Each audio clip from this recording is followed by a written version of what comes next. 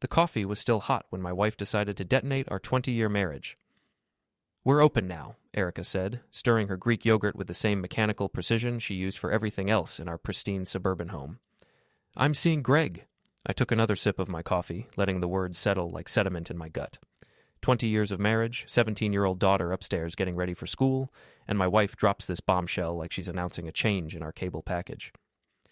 "Greg," I repeated, setting down my mug with deliberate care. "Your business partner, Greg." "Yes." She didn't even look up from her yogurt. Still in that silk robe I bought her for Christmas, still perfectly put together even at 7 in the morning. "I thought you should know." The kitchen felt smaller suddenly, all granite countertops and stainless steel appliances that cost more than my first car. Everything in this house screamed Erica's taste. Cold, expensive, impressive. I'd stopped fighting her decorating choices years ago, the same way I'd stopped fighting most things. "How long?" I asked. "Does it matter?" "Humor me."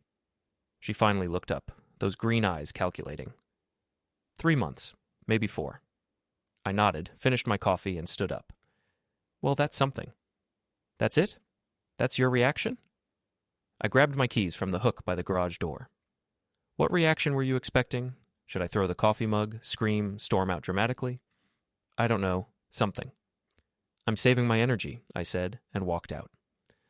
The garage was my sanctuary, the one place in our house that still felt like mine. My late father's tools hung on pegboards, organized with military precision.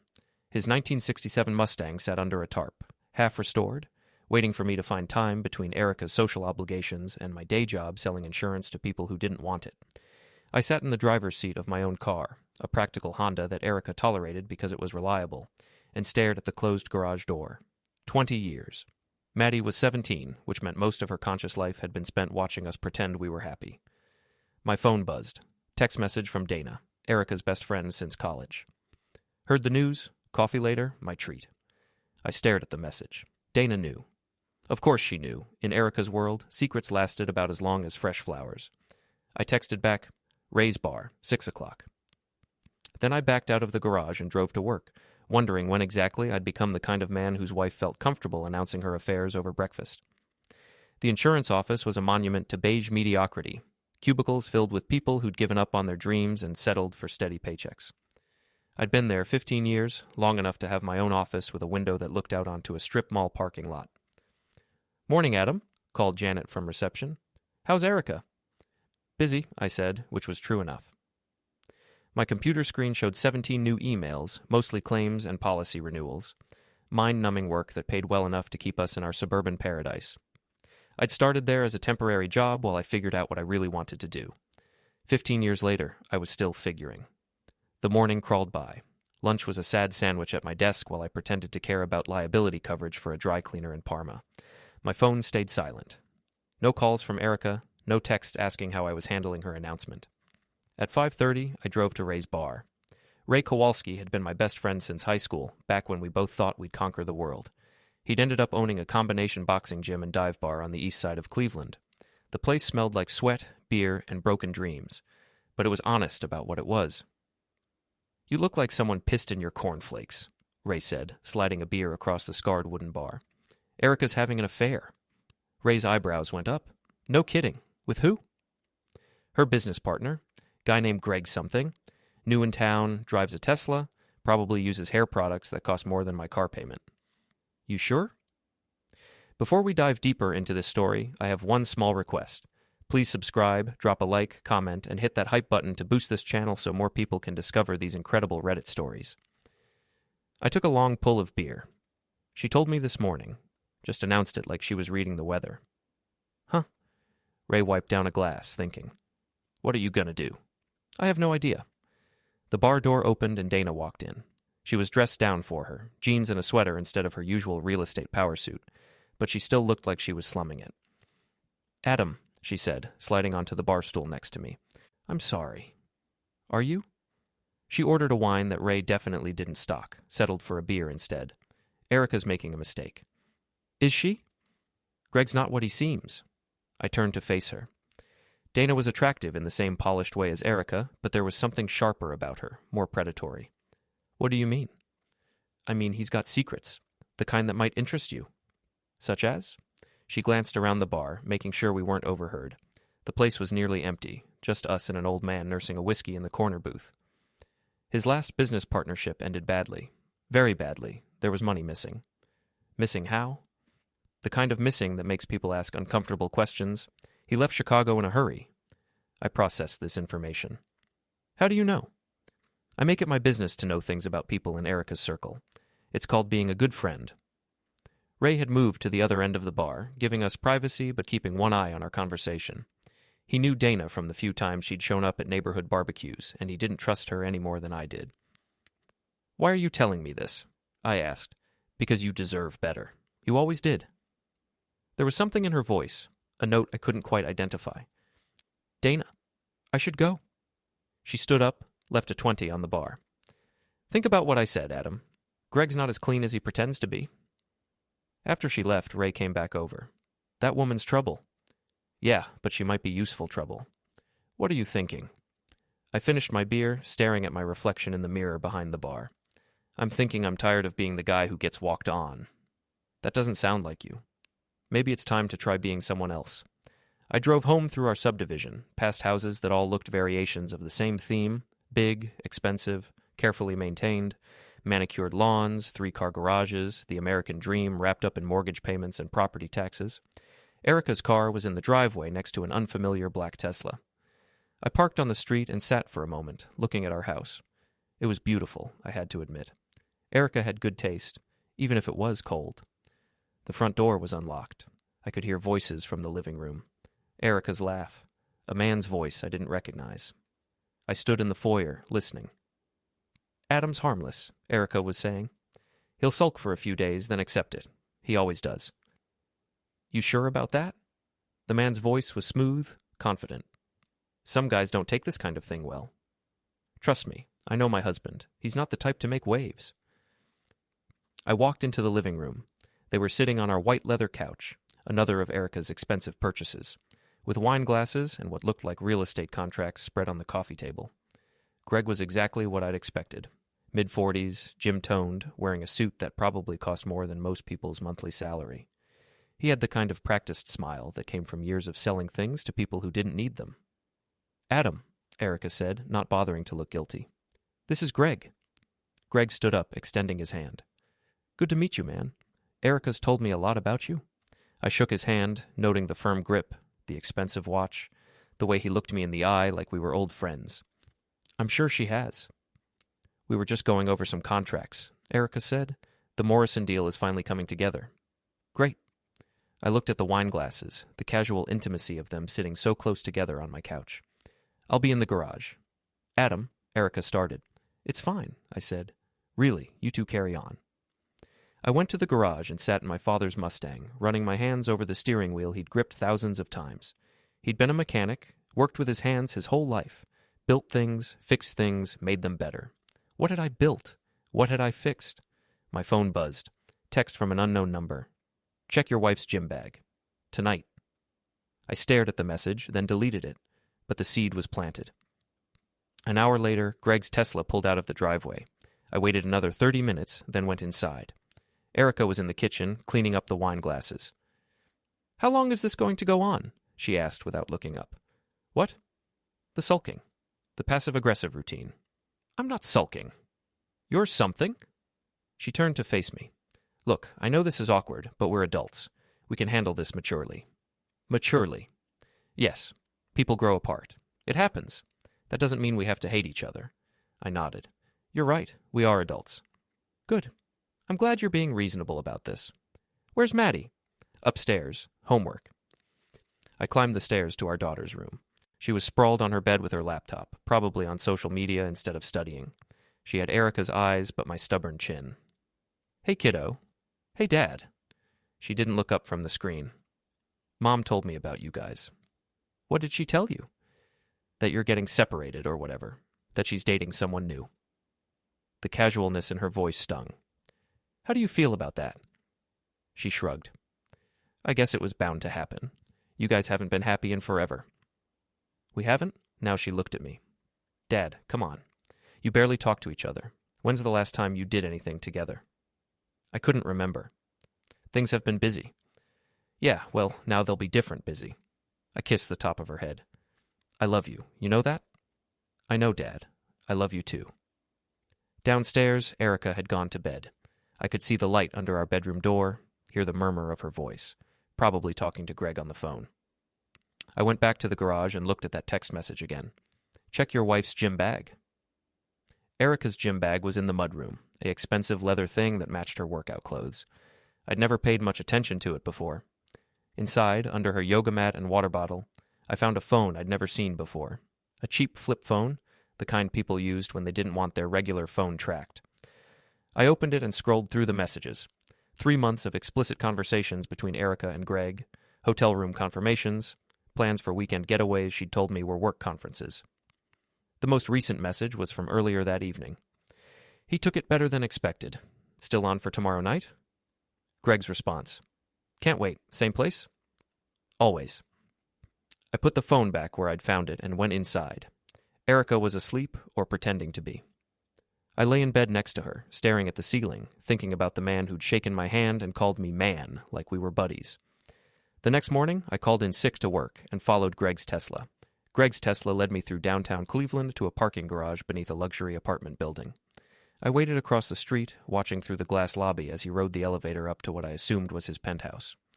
The building had valet parking. I'd noticed the young attendant checking his phone instead of watching the cars. Perfect. I walked over like I belonged there. Hey, I'm supposed to pick up something from Greg's car. Black Tesla? The kid barely looked up. Which one? The new guy, penthouse. He handed me a magnetic key card. Level B2. Bring this back. Greg's Tesla was pristine, probably detailed weekly. I walked around it slowly, noting the custom rims, the spotless interior visible through the windows. A car like this was a statement, a way of announcing to the world that you'd made it. I used the key card to unlock it and sat in the driver's seat for a moment. Everything was leather and technology, screens and buttons I didn't understand. The kind of car that probably drove itself, if you asked it nicely. I found a pen in my jacket pocket, a cheap Bic that had probably cost less than one of Greg's floor mats. Then I got out and walked slowly around the Tesla, dragging the pen along the paint from bumper to bumper. The sound was satisfying, metal on metal, leaving a thin silver line across the black paint. I did it again on the other side, then carved, from the other man in her life, Adam, into the hood. I returned the key card to the valet. Thanks, man. No problem.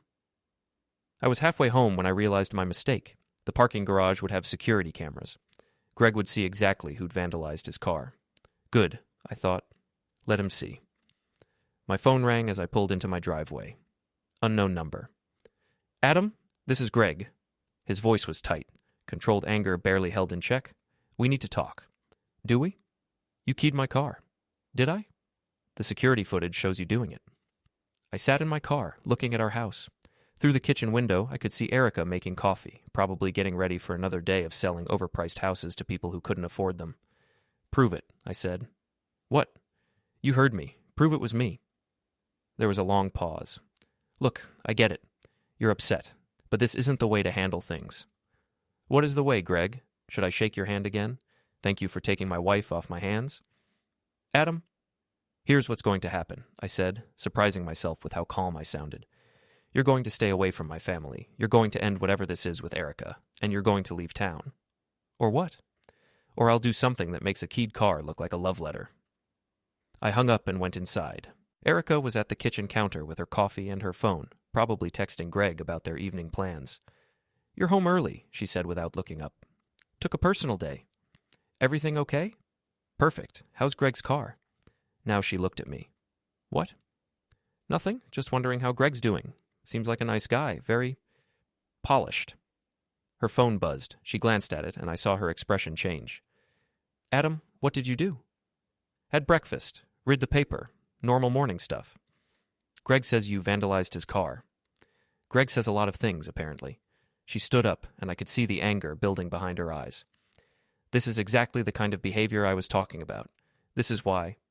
Why what? Why you decided to have an affair? Because you were worried I might someday key your boyfriend's car? He's not my boyfriend. We're in a relationship. What's the difference? The difference is that we're adults about it. We don't sneak around, we don't lie, and we don't vandalize property. I laughed. You don't sneak around? Erica, you have a second phone hidden in your gym bag. The color drained from her face. You went through my things? I went through our things, in our house, where we're married. That phone is private. I'm sure it is. Lots of private conversations about hotel rooms and weekend getaways. She grabbed her purse and keys. I'm going to work. Tell Greg I said hi. After she left, I called Ray. You busy? Never too busy for you. What's up? I need to learn how to fight. Come again? Boxing, self-defense, whatever you call it. I want to learn. Adam, what's going on? I'm tired of being the kind of guy who gets walked on. You always said I should come to the gym. That was when we were talking about fitness. This sounds like something else. Maybe it is. There was a pause. Come in this afternoon. We'll see what you're made of. Ray's gym occupied the back half of his bar, separated by a wall of windows so the drinkers could watch the fighters and vice versa. It smelled like sweat and ambition, with a heavy bag hanging in the center and a ring that had seen better decades. First thing you learn, Ray said, wrapping my hands with tape, is that fighting's not about anger. Anger makes you stupid. Fighting's about control. He showed me how to stand, how to hold my hands, how to move my feet, basic stuff that felt awkward and unnatural. I'd never been athletic, never been physical. I was the guy who hired people to fix things. Hit the bag, Ray said. I threw a punch that would have embarrassed a 10-year-old. Ray shook his head. Again, put your whole body into it. I tried again. Better, but not by much. What are you really doing here, Adam? I stopped punching and looked at him. Ray had been a Golden Gloves boxer in his 20s before he realized he wasn't good enough to go pro. He still looked like he could handle himself, thick arms and scarred knuckles. I want to be someone who can't be ignored. There are easier ways to get attention. Not the right kind of attention. We worked for an hour. By the end, my hands hurt, and I was sweating through my shirt, but I'd managed to hit the bag hard enough to make Ray nod approvingly. Not bad for a first-timer. You've got decent instincts. When can I come back? Whenever you want. But Adam, whatever's going on with you and Erica, don't let it turn you into something you're not. What if what I am isn't working? I drove home through rush hour traffic, my knuckles sore and my mind clearer than it had been in months. For the first time in years, I felt like I'd accomplished something physical, something real. Erica's car was in the driveway, along with the Tesla. I parked on the street again and sat for a moment, looking at the long scratch I'd left in Greg's paint. It looked even better in daylight. Inside, I could hear voices from the living room again. This time, though, the tone was different, tense. Can't just ignore it, Greg was saying. It's one incident, Erica replied. He's processing. Processing? He keyed my car and threatened me. Adam doesn't make threats. Well, he made one today. I walked into the living room. They were sitting farther apart on the couch this time, and Greg looked up at me with undisguised hostility. Adam, Erica said, Greg was just telling me about your phone call. It was a short conversation, I said. Greg stood up. He was taller than me, broader through the shoulders. Probably worked out with a personal trainer, ate organic everything, took supplements with names I couldn't pronounce. Look, man, I think we got off on the wrong foot. Did we? This doesn't have to be ugly. Erica and I, what we have is real, but that doesn't mean we can't all be adults about it. I looked at him standing in my living room, wearing another expensive suit, talking about being adults while he was having an affair with my wife. You're right, I said. We should be adults about it. He relaxed slightly. Good. I'm glad you... I hit him. It wasn't a good punch. Ray would have been embarrassed, but it was solid enough to snap Greg's head back and send him stumbling into the coffee table. Wine glasses shattered. Real estate contracts scattered. Erica screamed. Greg touched his nose, and his fingers came away with red on them. You broke my nose, he said, sounding shocked. No, I said, flexing my sore knuckles. If I'd broken your nose, you'd be on the floor. Adam! Erica was on her feet, helping Greg to the kitchen. What is wrong with you? I'm being an adult about it. Greg held a dish towel to his nose, glaring at me over the white cotton. This is assault. I could have you arrested. You could, but then you'd have to explain to the police why you were in my house with my wife. We weren't doing anything wrong. Weren't you? Erica filled a bag with ice and handed it to Greg. Maybe you should go. I'm not leaving you alone with him. He's clearly unstable. I'm standing right here, I said. You can talk to me directly. Greg looked like he wanted to take a swing at me, but the ice bag and his bruised, still aching nose seemed to have dampened his enthusiasm for physical confrontation. "This isn't over," he said.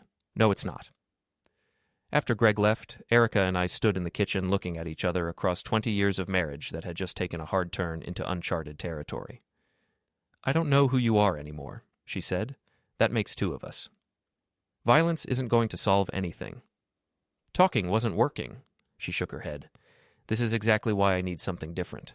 This is why Greg—" "Don't!" My voice was harder than I'd ever heard it. "Don't you dare blame me for your affair. It's not an affair. I told you about it. After 3 months.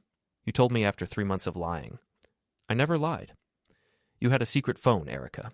You had hotel receipts. You took weekend trips and called them work conferences. What do you call that?" She didn't answer. "Here's what's going to happen," I said. "You're going to end it with Greg, tonight, or I'm going to make both your lives very uncomfortable. You can't threaten me. I'm not threatening you. I'm informing you." I went upstairs to check on Maddie. Her door was closed, but I could hear music playing. I knocked. "Come in." She was at her desk, actually doing homework for once. "Hey, Dad, I heard shouting. Everything okay?" "Everything's fine." Mom's friend seemed upset when he left. "Did he?" She turned to look at me. "Dad, are you okay? You seem different." "Different how?" "I don't know. More there, I guess." I kissed the top of her head again. "I love you, kiddo." "Love you too, Dad." That night, I lay in bed listening to Erica's hushed phone conversation in the bathroom. I couldn't make out the words, but the tone was apologetic, soothing, damage control. When she came back to bed, I pretended to be asleep. "Adam?" she whispered. I didn't answer. "I know you're awake." I rolled over to face her.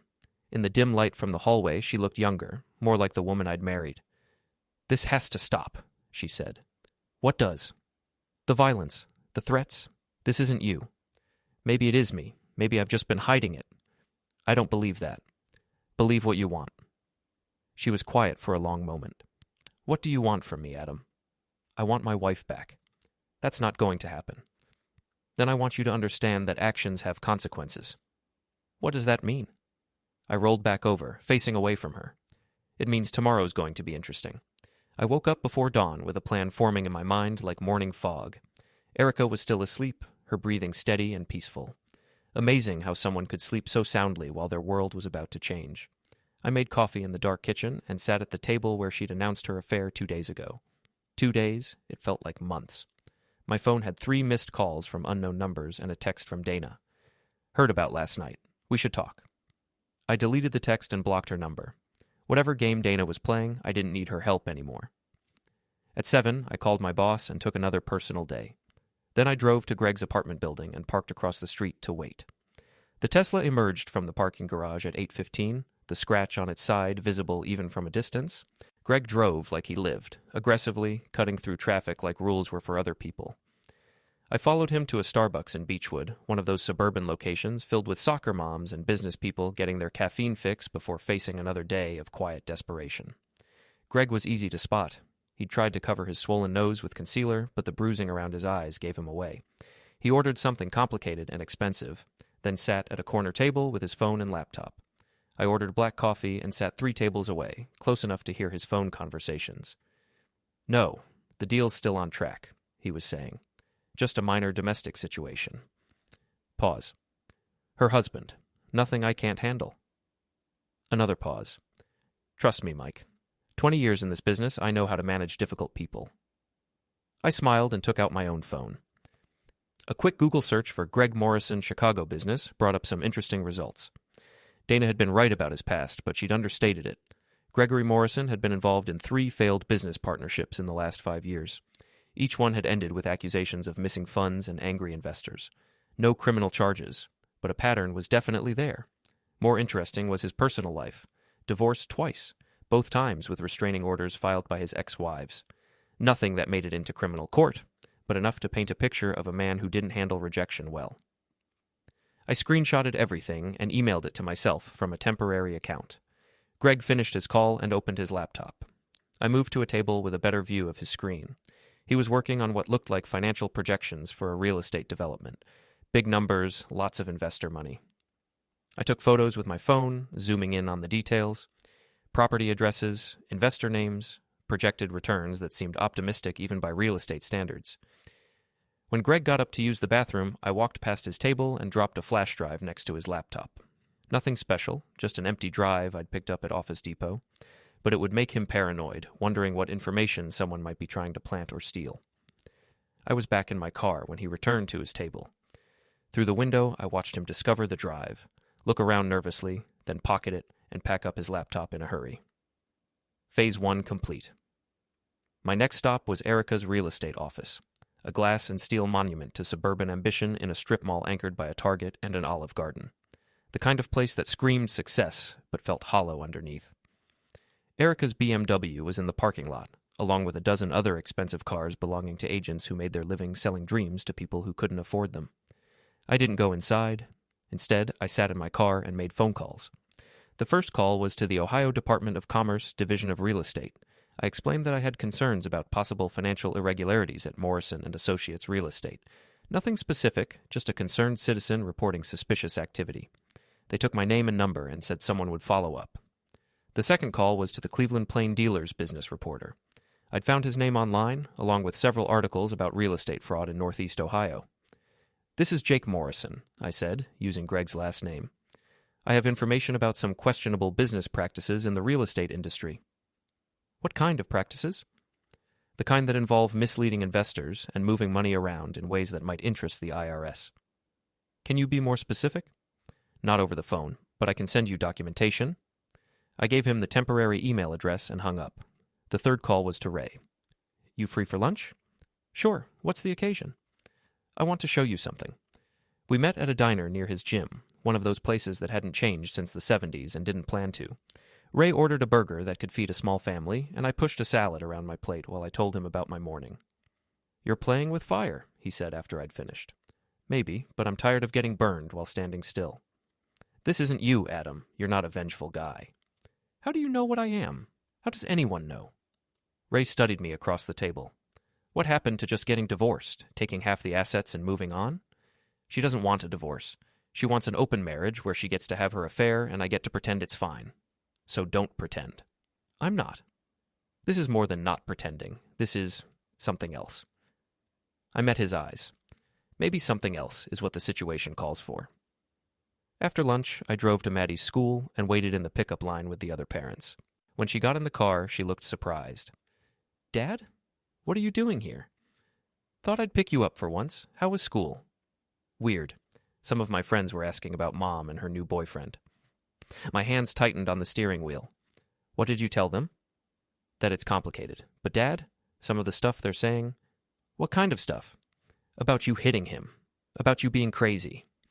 I pulled into a parking lot and turned to face her. "Do you think I'm crazy?" She considered this seriously, the way teenagers do when adults ask them direct questions. "No, but you're different, like more present, I guess. Before, it was like you were just going through the motions. Now it feels like you actually care about stuff." "I do care." "Good, because Mom's been acting weird too, like guilty weird." "How so?" "She keeps asking if I'm okay, if I need anything, if I want to talk. She never used to do that." I started the car again. "Want to get ice cream." "It's October, Dad." "So?" She grinned. "So, let's get ice cream." We went to a place that stayed open year-round, one of those old-fashioned ice cream parlors with checkered floors and too many flavors. Maddie got something with chocolate and caramel, and I got vanilla because I'm boring that way. "Dad, can I ask you something?" "Shoot." "Are you and Mom getting divorced?"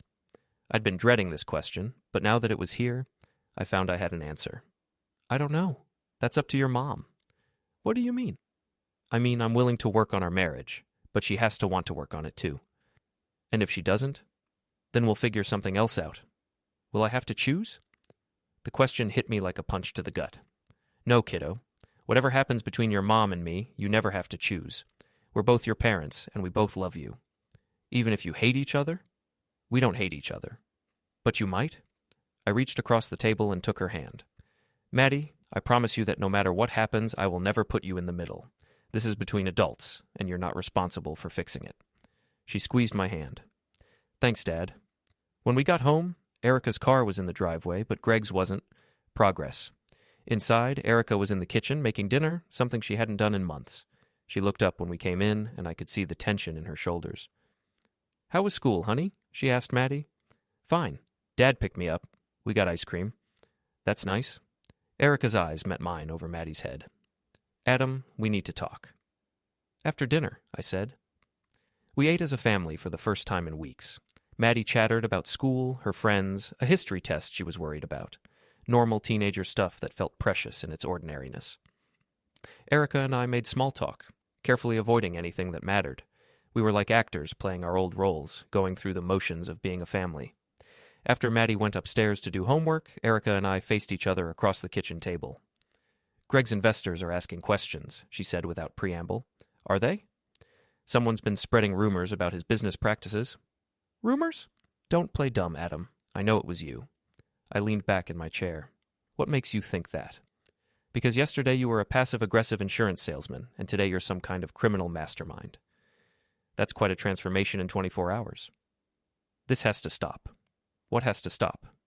"The games, the manipulation, the whatever this is." I stood up and walked to the window, looking out at our backyard. We had a nice yard, professionally landscaped, maintained by a service that came twice a week. Everything perfect, everything controlled. "Do you love him?" I asked without turning around. "What?" "Greg, do you love him?" There was a long pause. "I care about him." "That's not what I asked." Another pause. "It's complicated." I turned to face her. "It's not complicated, Erica. Either you love him or you don't." Yes, I think I do." The words hit me harder than I'd expected, even though I'd known they were coming. 20 years of marriage, and she thought she loved a man she'd known for 3 months. "Okay," I said. "Okay?" "Okay. At least now I know where we stand." "Adam, do you love me?" She looked down at her hands. "I love the man you used to be. What if this is who I really am? What if the man you married was the act? I don't believe that. Believe what you want." I started toward the stairs, then stopped. "By the way, you might want to tell Greg to be more careful about his financial projections. Someone might get the wrong idea about where all that investor money is going." Her face went pale. "What did you do?" "I did what any concerned citizen would do. I reported suspicious activity to the appropriate authorities." "Adam, you don't understand. If this deal falls through..." "What? You'll lose your commission? Greg will have to find another way to impress his investors?" "People will lose money. Real people, with families. Then Greg better make sure his numbers add up." I went upstairs and knocked on Maddie's door. She was at her computer, probably on social media instead of doing homework. "Dad, come look at this." I walked over to her desk. On her screen was a Facebook post from one of Erica's friends, a woman named Carol who lived 3 streets over. "Saw the most interesting thing at Starbucks this morning," the post read. "Greg Morrison, the real estate guy, looking very nervous about something. Had a nasty bruise on his face, too. Wonder what that's about?" The post had 6 comments, all from women in our neighborhood speculating about what might have happened to Greg's face. "Dad?" Maddie was looking at me with a strange expression. "Did you really hit Mom's boyfriend?"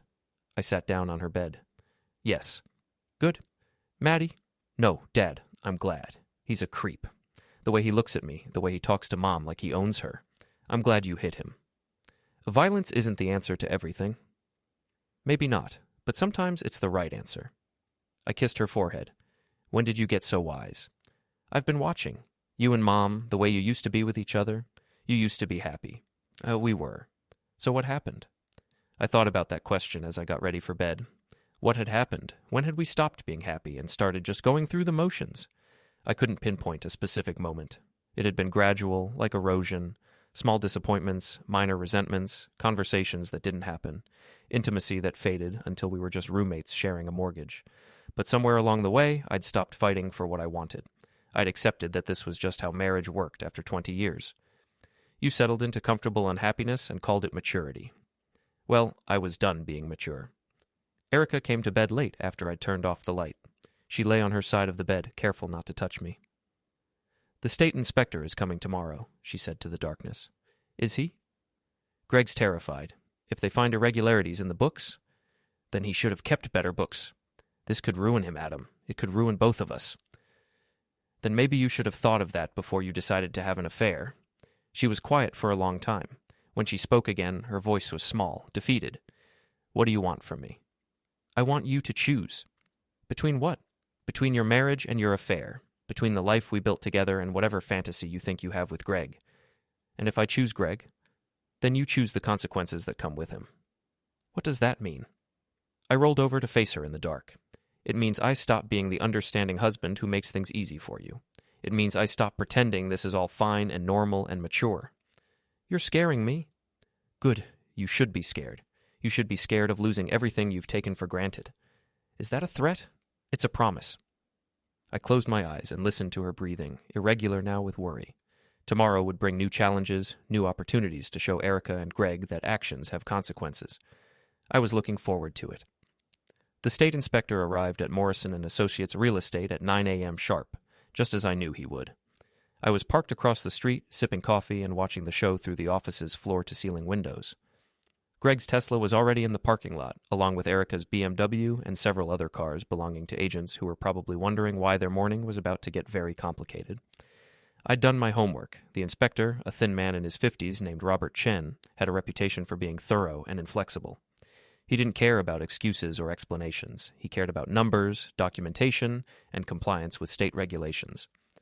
Through the windows, I could see Greg pacing in the conference room while Erica sat at a table with file folders spread in front of her. Even from a distance, I could read the tension in their body language. My phone rang. "Erica." "Adam, please, call off the inspector." "I don't know what you're talking about. Don't lie to me. I know you reported us." "Did I?"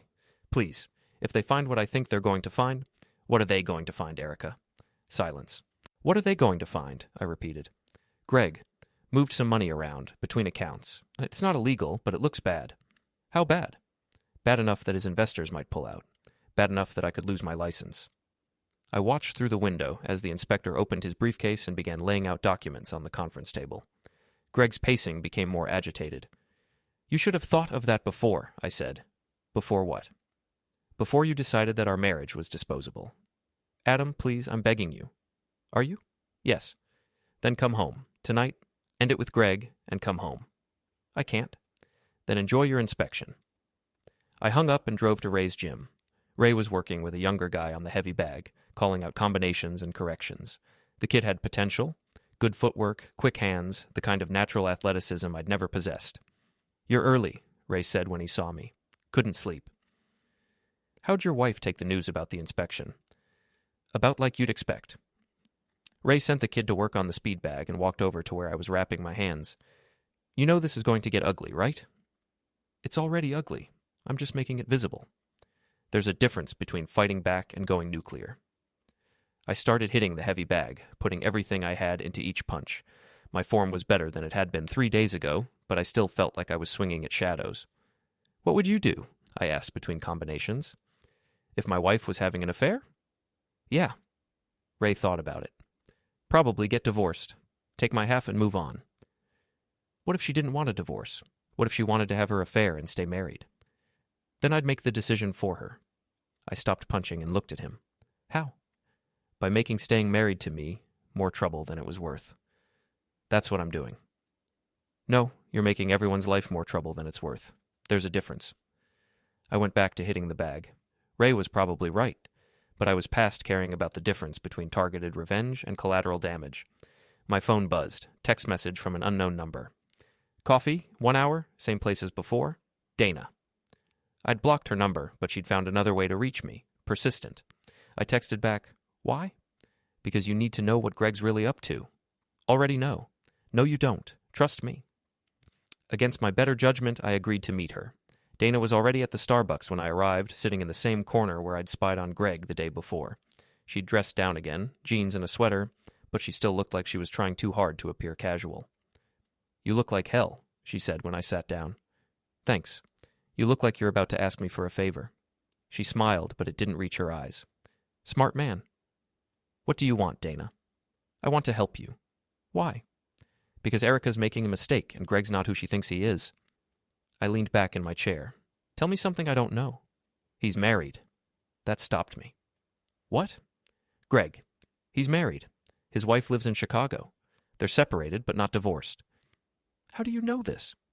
"Because I hired a private investigator." "Why would you do that?" Dana's smile became predatory.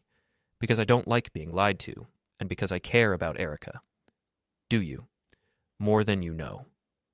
There was something in her voice, an undertone I couldn't quite identify.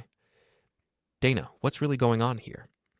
She pulled out her phone and showed me a photo. A woman in her 40s, attractive in a suburban mom way, standing next to a "for sale" sign in front of a large colonial house. That's Greg's wife, Jennifer. She's a real estate agent in Chicago. Very successful, very connected. The kind of woman who doesn't like being abandoned for a newer model.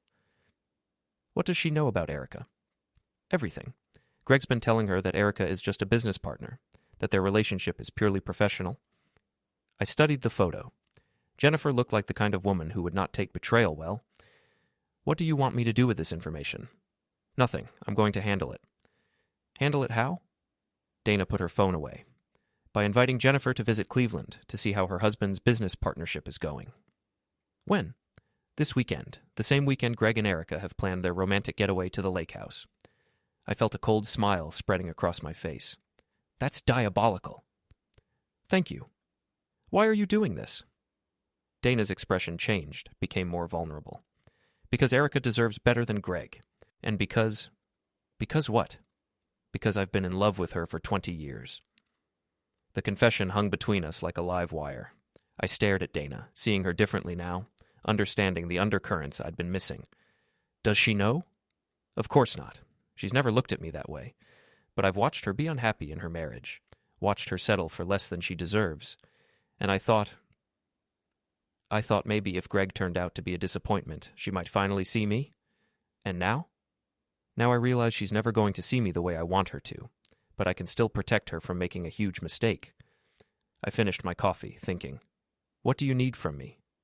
Nothing, just don't interfere. Let me handle Jennifer. And in return?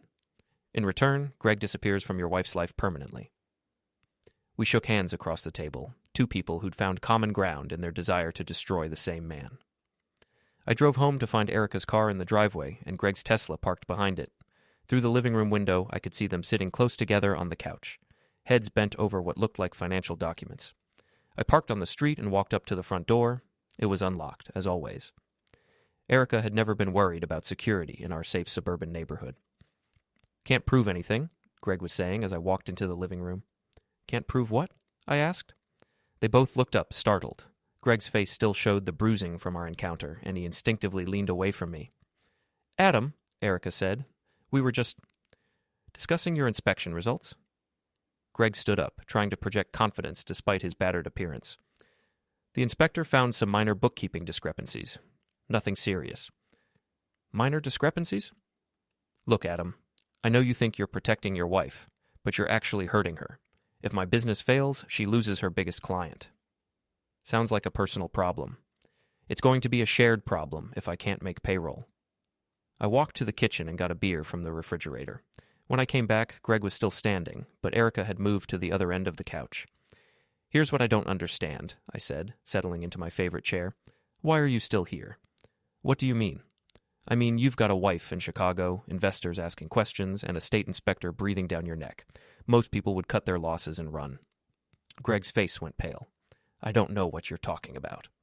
Sure you do. Jennifer Morrison, real estate agent, currently separated from her husband who moved to Cleveland for a business opportunity. Erica looked between us, confused. Who's Jennifer? Greg's wife, I said, the one he forgot to mention. That's not, Greg started. Not what? Not true? Not relevant? Not something you thought Erica needed to know? Erica stood up slowly. Greg, are you married? It's complicated. It's really not, I said. You're either married or you're not. We're separated, have been for months, but not divorced. The paperwork takes time. Erica walked to the window, staring out at the street. You lied to me. I didn't lie. I just didn't think it was relevant. You didn't think your wife was relevant to our relationship. Greg looked like a man watching his carefully constructed world collapse. Erica, please, let me explain. Explain what? How you've been lying to me for months? How you've been using me to build your business while you figure out what to do about your marriage? It's not like that. What is it like? Greg didn't have an answer for that. I finished my beer and stood up. I think you should leave, Greg. This is between Erica and me. No, it's between you and the door. Choose which one you want to go through. For a moment, I thought he might try to fight me again, but the memory of his injured nose seemed to discourage him. This isn't over, he said, gathering up his documents. Yes, it is. After Greg left, Erica and I stood in our living room, 20 years of marriage hanging between us like a question mark. Did you know? She asked. I found out today. How long have you known he was married? About 2 hours. She laughed, but there was no humor in it. 2 hours. I've been sleeping with a married man for 3 months, and you've known longer than I have. I've been paying attention. To what? To the fact that people who lie about one thing usually lie about everything. She sat down heavily on the couch. I feel like an idiot. You're not an idiot. You're a woman who wanted something different and got taken advantage of by a professional liar. Is that supposed to make me feel better? It's supposed to make you think about what you really want. She looked up at me. What I want? Do you want different? Or do you want Greg? Because those might not be the same thing. She didn't answer, but she didn't need to. The answer was written all over her face. My phone buzzed. Text from Dana. Jennifer's flight lands tomorrow at noon. This should be interesting. I deleted the message and looked at my wife, sitting on our expensive couch in our perfect house, finally understanding that the life she'd been running toward was built on the same lies as the one she'd been running from. What happens now? She asked. Now we find out what you're really made of. What do you mean? I mean, tomorrow's going to be very educational for everyone involved. She studied my face. You're different, Adam. I don't know if I like what you're becoming. I don't know if I care what you like anymore. The words hung in the air between us, honest and brutal and final. For the first time in 20 years, I told my wife exactly what I thought. It felt like freedom. I woke up Saturday morning with the kind of clarity that comes from having nothing left to lose. Erica was already gone, her side of the bed cold, her car missing from the driveway. She'd left a note on the kitchen counter. Gone to think, back tonight.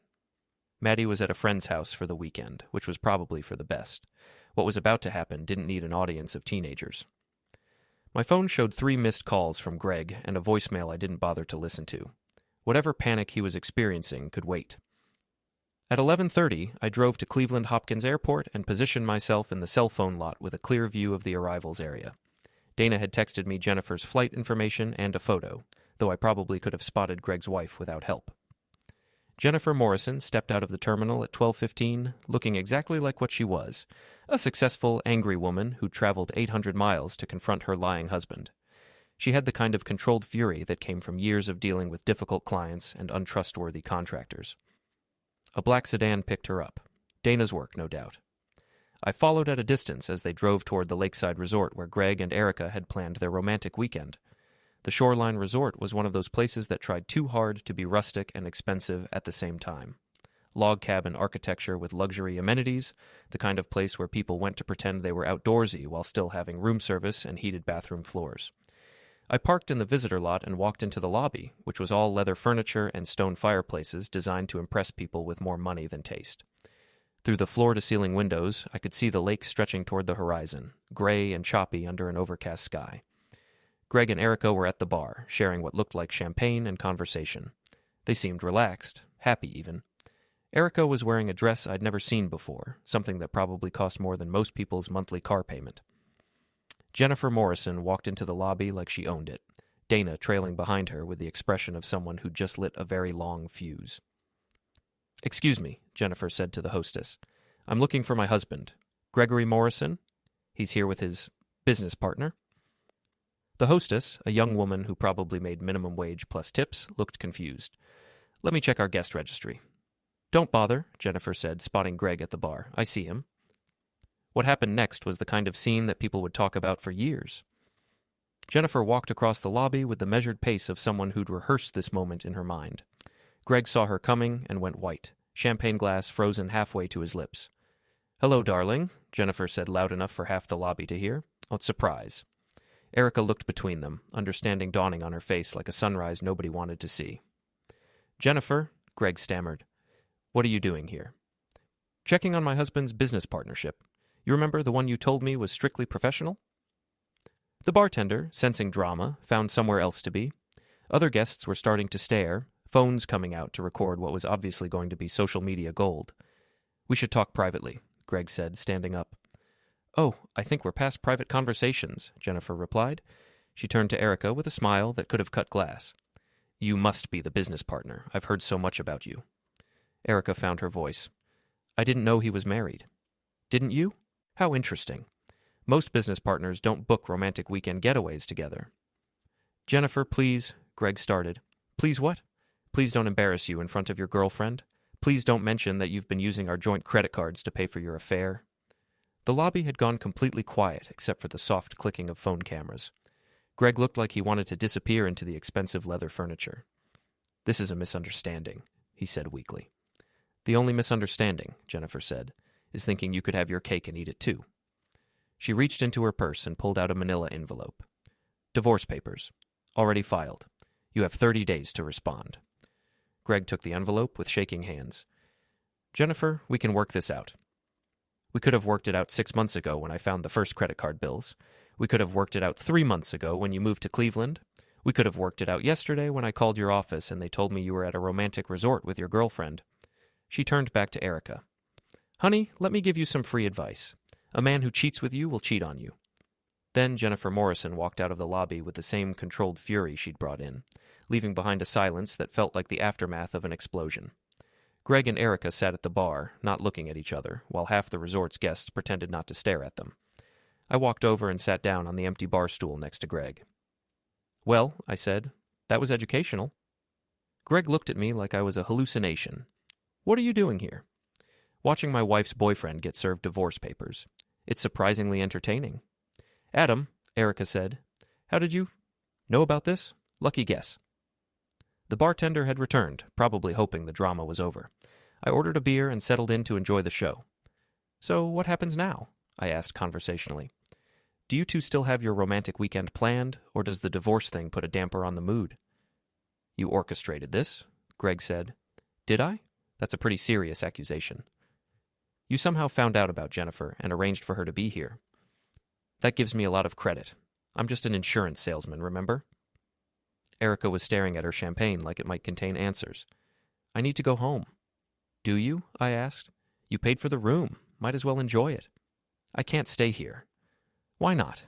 Because your married boyfriend's wife showed up? Because everyone in the lobby just watched your affair implode in real time?" "Adam, stop." "Stop what?" "Stop pointing out that actions have consequences." Greg stood up abruptly. "I don't have to listen to this." "No, you don't. You can go upstairs and pack your bags. You can drive back to Cleveland and figure out how to explain to your investors why your business is about to collapse. You can call a divorce lawyer and try to salvage something from the wreckage of your marriage." "My business isn't collapsing." "Isn't it? Because I heard the state inspector found some interesting discrepancies in your books. And now that your personal life is public knowledge, I imagine your investors are going to start asking uncomfortable questions." Greg's face was red now, anger overriding his earlier shock. "You destroyed my life." "No, I exposed your life. There's a difference." "You manipulated everything. The inspection, Jennifer coming here, all of it. I made some phone calls. I shared some information, but you're the one who lied to your wife, cheated on your taxes, and seduced a married woman. I just made sure people knew about it." Greg looked like he wanted to hit me again, but the memory of our last physical encounter seemed to discourage him. Instead, he threw some money on the bar and walked toward the elevators. "This isn't over," he called back. "Yeah, it is," I replied. Erica and I sat at the bar in uncomfortable silence, watching the lake through the windows. The other guests had mostly lost interest now that the main event was over. 20 years, she said finally. "What about them? 20 years of marriage, and I threw it away for a man who was lying to me from the beginning. Did you throw it away?" She looked at me. "Didn't I? That depends on what you want to do next." "What I want to do is go home and pretend this never happened. Can't do that. Too many people have phones." She almost smiled. "This is going to be all over social media by tonight." "Probably. Everyone's going to know what an idiot I was. Everyone's going to know you made a mistake. People make mistakes." "Do they make mistakes this public? This humiliating?" I finished my beer and stood up. "Come on." "Where are we going?" "Home. You're right about one thing. This place is ruined for you now." We drove back to Cleveland in separate cars, Erica following me through Saturday afternoon traffic. I kept checking my rearview mirror, half expecting her to turn off at some exit and disappear into whatever life she thought she wanted.